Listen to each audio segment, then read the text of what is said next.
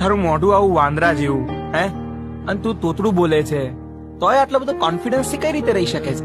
એની પાછળ એક વાલતા હતી. શું? હું તાલે નાનો હતો ને, હા તાલે મને પેટમાં દૂધતું હતું, હા એટલે હું 5 દિવસ તુલમાં ના દ્યો. હા પછી ટોનોગ્રાફી ચલાવી, પણ એમાં તો આવ્યું નહીં. ગલે દો ને તો મમ્મીએ મને તાવલી વલે ધૂલિત નાખ્યો. મેં કીધું હા. કે હું ત્યાં તઈ તઉ ને તો બધા મને તીધવે, હા એટલે આથી હું તુલમાં નહીં દવા. હા માલ મમ્મી એ હતી ને મને માથે હાથ ફેરવ્યો. હા એને કીધું કે તો બધામાં તઈત ને તઈત ખામી તો હોય જ તે.